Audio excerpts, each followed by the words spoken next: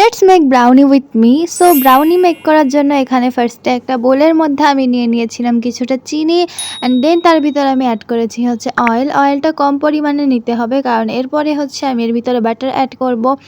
তো চিনি আর অয়েল আর একটা ডিম আমি সুন্দর করে মিক্স করে নেওয়ার পরে এই যে জিনিসটা দিলাম, এটা হচ্ছে dark chocolate and melted butter. দুইটা জিনিস আমি একসাথে একটা বাটির উপর দিয়ে মেল্ট করে নিয়েছিলাম। অ্যান্ড নাও আমি অ্যাড করতেছি হচ্ছে এর ভিতরে ময়দা অ্যান্ড কোকো পাউডার। আমি কিন্তু পরে আরও কোকো পাউডার অ্যাড করেছিলাম যাতে এটা আরও বেশি চকলেটি হয়। তো ময়দা আর কোকো পাউডার সুন্দর করে মিক্স করে নেব। অ্যান্ড তোমরা এর ভিতরে 1 চিমটি লবণ দিয়ে দিবা, এটা আমার মনে ছিল না।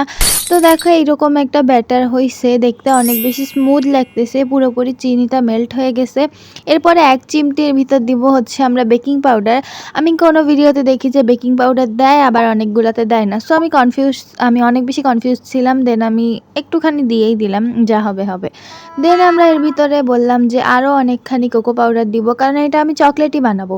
দেন একটা স্টিলের বাটি নিয়ে নিব, যেটার উপরে অয়েল ব্রাশ করে পেপার দিয়ে এইটাকে সুন্দর করে বেক করে নিব। অ্যান্ড ফাইনালি আবার ব্রাউনি রেডি। অ্যান্ড এটা অনেক কিন্তু সফট হয়েছিল অ্যান্ড খেতে অনেক বেশি টেস্টি হয়েছিল। মানে তোমাদেরকে চলো আমি ভিতর থেকে কেটে দেখাচ্ছি।